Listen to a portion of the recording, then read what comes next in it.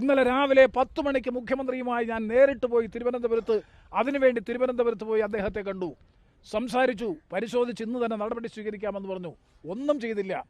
അപ്പോൾ രാഷ്ട്രീയ വൈരനിര്യാതന ബുദ്ധിയോടുകൂടി ഒരു നിയമസഭാ തെരഞ്ഞെടുപ്പ് അടുത്തിരിക്കുന്ന ഘട്ടത്തിൽ ആശ്രാമത്ത്, കൊല്ലത്ത് കശുവണ്ടി തൊഴിലാളികൾക്ക് ആശ്വാസം പകരുന്ന ഒരു മെഡിക്കൽ കോളേജിൻ്റെ പ്രവർത്തനം ആരംഭിക്കുന്നത് രാഷ്ട്രീയമായി അവർക്ക് ദോഷം ചെയ്യുമെന്നുള്ള വില കുറഞ്ഞ പാർട്ടി രാഷ്ട്രീയ താൽപ്പര്യത്തിൻ്റെ പേരിലാണ് തൊഴിലാളികളുടെ താൽപ്പര്യത്തെ തകർത്തെറിഞ്ഞുകൊണ്ട് CPMൻ്റെ നേതൃത്വത്തിൽ ഈ ഗവൺമെൻറ് ഇത്തരത്തിൽ ക്രൂരമായ നടപടി ഈ പാവപ്പെട്ട തൊഴിലാളികൾക്ക് ആശ്വാസം ലഭിക്കുന്ന മെഡിക്കൽ കോളേജിനെ അട്ടിമറിക്കുന്നതിന് വേണ്ടി നേതൃത്വം കൊടുത്തത്.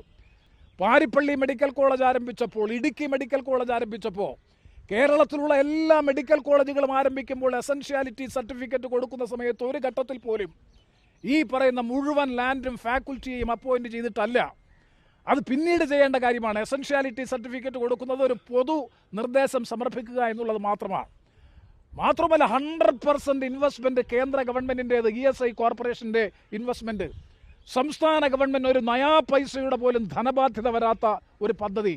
അങ്ങനൊരു പദ്ധതി, 600 കോടി രൂപയുടെ ഒരു പദ്ധതി കൊല്ലം നഗരത്തെ സംബന്ധിച്ചും കൊല്ലം ജില്ലയെ സംബന്ധിച്ചും കശുവണ്ടി തൊഴിലാളി, കരിയിലും കറയിലും പുകയിലും പണിയെടുക്കുന്ന പാവപ്പെട്ട കശുവണ്ടി തൊഴിലാളികൾ അടക്കമുള്ള സാധാരണ തൊഴിലാളി സമൂഹത്തിന് ഏറ്റവും കൂടുതൽ ആശ്വാസം നൽകുന്ന, മെച്ചപ്പെട്ട ചികിത്സയും പരിരക്ഷയും കിട്ടുന്ന, അതോടൊപ്പം കശുവണ്ടി തൊഴിലാളികൾ അടക്കമുള്ളവരുടെ കുട്ടികൾക്ക് മെഡിക്കൽ കോളേജുകളിൽ കുറഞ്ഞ ഫീസിൽ മിതമായ നിരക്കിൽ പഠിക്കാൻ അവസരം ലഭിക്കുന്ന ഒരു മെഡിക്കൽ കോളേജിനെ അട്ടിമറിച്ച കേരളത്തിലെ ഈ ഗവൺമെൻറ്റാണ് പല ഘട്ടങ്ങളിലും മറ്റ് പലതരത്തിലുള്ള ആക്ഷേപങ്ങളും ആരോപണങ്ങളും ഉന്നയിക്കുന്നത്. ഞാൻ മനസ്സിലാക്കുന്നു CPMൻ്റെ നേതൃത്വത്തിലുള്ള ആശുപത്രികൾ അവിടെയുണ്ട്.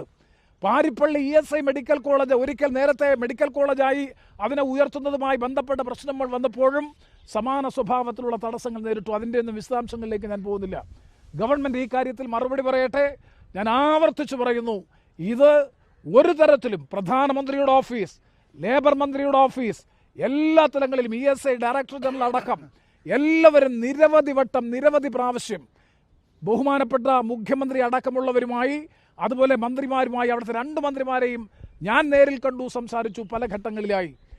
ആദ്യം ഈ പ്രപ്പോസൽ വന്നപ്പോൾ തന്നെ ഞാൻ ESI ഡയറക്ടർ ബോർഡ് അംഗമെന്ന നിലയിൽ ബോർഡിൻ്റെ പരിഗണനയ്ക്കായി വിഷയം വന്നപ്പോൾ, അനുവദിക്കുന്ന ഘട്ടം വന്നപ്പോൾ തന്നെ ബഹുമാനപ്പെട്ട മുഖ്യമന്ത്രിയെ കണ്ടപ്പോൾ അദ്ദേഹം സമ്പൂർണ്ണ പിന്തുണ പ്രഖ്യാപിച്ചു. ഇത്രയും ഗുരുതരമായിട്ടുള്ള അലംഭാവം, സത്യത്തിൽ എന്താണ് ക്രിമിനൽ നെഗ്ലിജൻസ് എന്ന് വീതം വിശേഷിപ്പിക്കുക. മെഡിക്കൽ മന്ത്രി ഈ കാര്യത്തിൽ നടത്തിയ കുറ്റകരമായിട്ടുള്ള അനാസ്ഥയല്ല, രാഷ്ട്രീയമായിട്ടുള്ള വിവേചനം.